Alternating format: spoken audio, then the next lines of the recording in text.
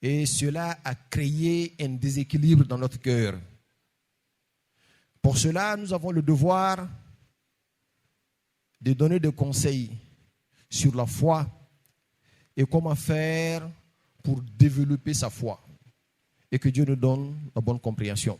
الذي جعل صلاة الجمعة من أعظم أعياد الإسلام والجمعة للجمعة كفارة لما بينهما واتقوا الله لعلكم ترحمون. Alhamdulillah Rabbil Alamin. Ainsi nous rendons grâce à Allah subhanahu wa ta'ala et nous bénissons le sceau de prophète, à savoir le prophète Mohammed sallallahu alayhi wa sallam, et nous demandons l'agrément d'Allah et sa grâce en ce vendredi et la bonne fin pour tous les musulmans.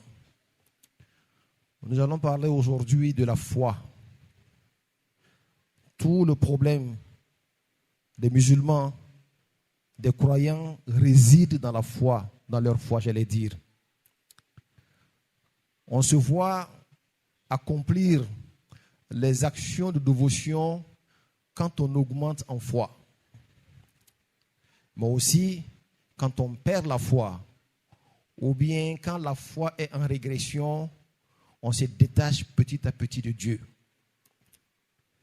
Et tout cela, quand on réfléchit très bien, on va voir que la régression de la foi est liée à quelque chose de fort que nous pouvons appeler Tughyanul Madati al-Ruh. Tughyanul Madati al-Ruhi. C'est le fait que la matérialité a pris le dessus sur la spiritualité.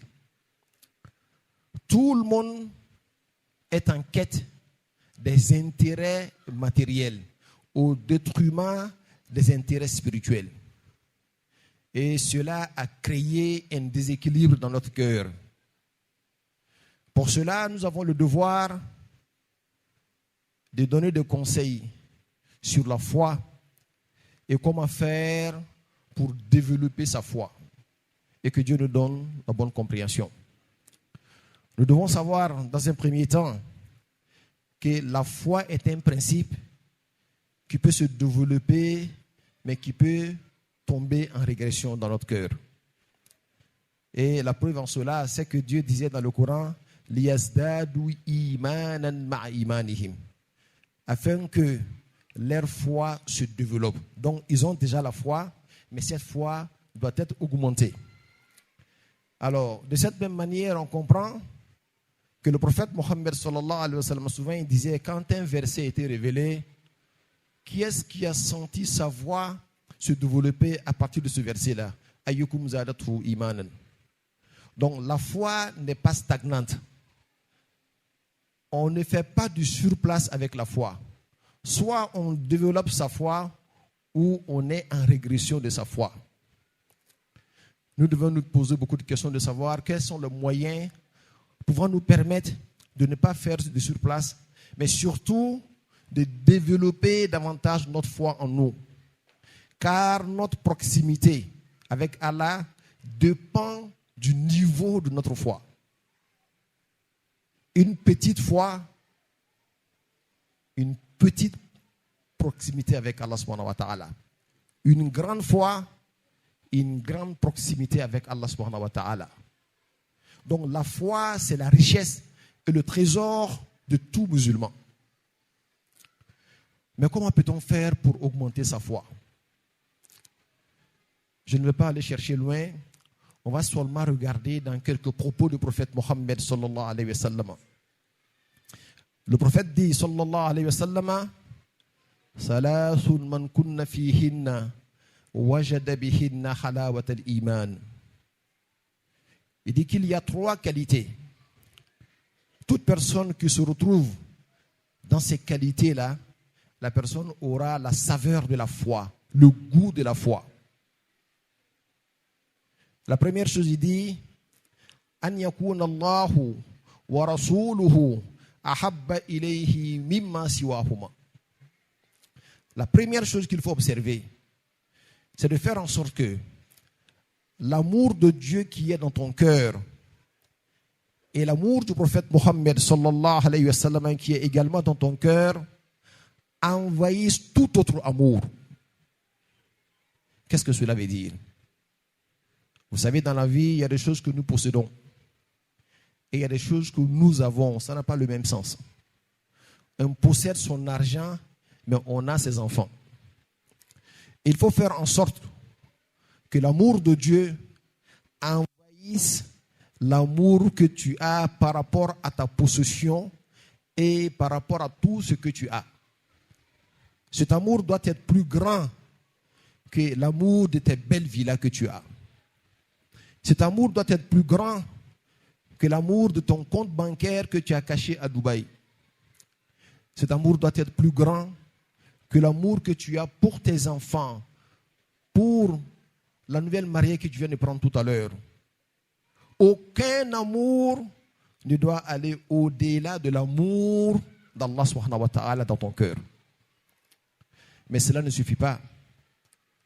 Également, l'amour du prophète Mohammed sallallahu alayhi wa sallam doit être dans ton cœur un amour si puissant et si fort qu'il va au-delà de tout autre amour.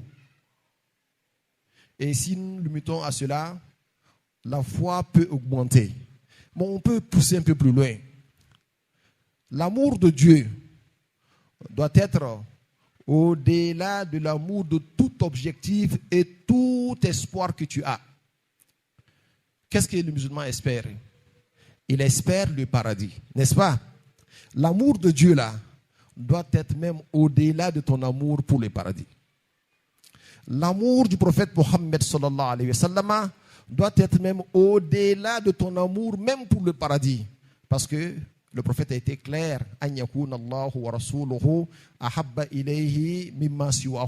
Il doit aimer Dieu et son messager au-delà de tout autre amour, même si cet amour-là s'appelle l'amour du paradis. En réalité, y a-t-il comparaison entre Dieu et le paradis? Y a-t-il comparaison entre le paradis et le prophète Mohammed sallallahu alayhi wa sallam? J'ai dit non. Celui qui a l'amour de Dieu et de son messager, envahissant son cœur au-delà de tout autre amour, cette personne verra sa foi augmenter à tout moment. Et cette personne va goûter à la saveur de la foi. Et la plupart des musulmans ne réfléchissent pas comme ça. L'amour de Dieu doit envahir ton cœur à tel point que quand tu pries, ta prière a un impact sur ton comportement de tous les jours. Inna salata tanha anil fahsha'i wal munkar, c'est ce que nous disons. La prière est loin du blâmable et du turpitude, n'est-ce pas? Mais combien sont ces musulmans qui prient, mais qui cependant sont pétris dans le péché? Pourquoi cela arrive? Parce qu'en réalité, ces personnes n'aiment pas Dieu. Leur prière n'est rien d'autre que du gestuel qu'ils font. Ils ne méditent pas sur Dieu, ils ne connaissent pas Dieu. Quand tu pries, prie afin de te souvenir de Dieu, cela veut dire que tu vas te souvenir de sa grandeur. Sa grandeur pompant dans ton cœur, tu te souviendras qu'il a des interdits et il a des choses qu'il a recommandées. Dès l'instant que tu pries, tu revois ça dans ton cœur et tu sais que Dieu n'aime pas ceci, je ne le ferai pas. Dieu aime cela, je le ferai. Parce que sa grandeur a envahi ton cœur. Et la grandeur également du prophète Mohammed et son amour aussi a envahi ton cœur. Quand ces deux dimensions qui pour nous ont une même dimension habitent le cœur d'un être humain, la personne se verra éloignée de tout ce que Dieu a interdit. Mais justement, parce que nous sommes éloignés des interdits, notre foi se développe en nous. Et parce que nous sommes tombés dans le péché, que notre foi se retire de notre cœur petit à petit. Donc, avoir l'amour de Dieu dans ton cœur et l'amour du prophète Mohammed sallallahu alayhi wa sallam est un bouclier. Ça empêche ta foi de régresser. Que Dieu nous donne l'amour du prophète Mohammed et l'amour de son essence. Et deuxièmement, وَأَنْ يُحِبَّ الْمَرْءَ لَا يُحِبُّهُ إِلَّا لِلَّهِ. Il faut aimer ton frère, mais il ne faut l'aimer que pour Dieu. Et cela va susciter en nous la sincérité dans notre relation, dans nos relations avec les autres. Aujourd'hui, on souffre Parce que tous ceux qui sont autour de toi ne sont là que pour des intérêts matérialistes. Tu as des amis, toi-même, tu n'as pas confiance en eux. Tu sais qu'il suffit seulement qu'il y ait une petite chose de voir ces personnes-là te faire dos. Parce qu'ils n'avaient jamais été là pour toi-même. Finalement, tout le monde est devenu hypocrite. Parce que personne n'aime pour Dieu. Chacun aime pour quelque chose. Et très souvent, les choses pour lesquelles nous aimons nos frères sont très éphémères. Des choses que nous pouvons perdre à tout moment. Il n'est même pas sage d'aimer ton frère pour dunya, qui est bientôt quelque chose qui sera réduit à un néant. Parce que quand tu aimes ton frère pour Allah subhanahu wa ta'ala, le mérite de l'avoir aimé va demeurer même dans l'au-delà. Les hommes sont devenus tellement hypocrites que personne n'aime pour Dieu. Chacun fixe ses yeux sur son intérêt. Je suis avec un tel. Je suis avec le pourquoi. Qu'est-ce que je gagne avec lui? Et très souvent, c'est l'argent seulement. Ou une position dans la société. Ce type d'amitié a fait que nous sommes tous devenus faux. Soyons vrais en aimant pour Dieu. Et troisièmement, le prophète Mohammed nous dit وَأَنْ يَكْرَهَ أَنْ يَعُودَ فِي الْكُفْرِ كَمَا يَكْرَهُ أَنْ يُقْذَفَ فِي النَّارِ. La personne qui a la foi, qui veut sa foi augmenter, il doit détester toute forme de mécréance. Et en langue arabe, al-kufru lahu ma'nayan. Al-kufru al-mukhruju anil millah wal-kufru bima'na al-isyan. La mécréance a deux sens. Désobéir à Allah, c'est une forme de mécréance. Mais finalement, nier même l'existence de Dieu, c'est la plus grande forme de mécréance. Mais c'est parce qu'on a commencé à tomber dans le péché, à désobéir à Allah subhanahu wa ta'ala petit à petit, cela a commencé à avoir de la place dans notre cœur, que finalement, nous allons même nier l'existence d'Allah subhanahu wa ta'ala.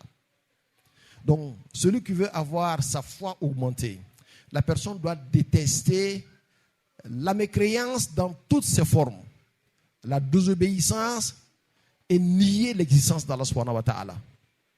Quand tu es sorti du fétichisme dans lequel tu étais, beaucoup de personnes étaient féticheurs. Tu dois détester revenir à cela.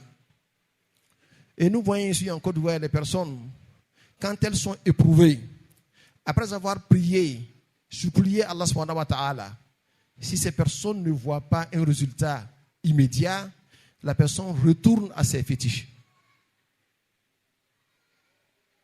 La personne retourne à ses fétiches. À tel point que nous allons dire ça pour rire. On aime se moquer de ce nouveau. On aime même se moquer même des Yoruba. On dit que les Yoruba ont Allah Kpekpere. N'est-ce pas? Mais en réalité, nous sommes tous pareils. Faisons beaucoup attention. Dans cette manière de vivre, la foi qui sera en nous sera tellement minime qu'elle ne peut plus nous retirer du péché. Le musulman doit avoir une grande foi. Son trésor, sa richesse, c'est sa foi. Quand il perd sa foi, il aura tout perdu. Que Dieu nous donne la bonne compréhension.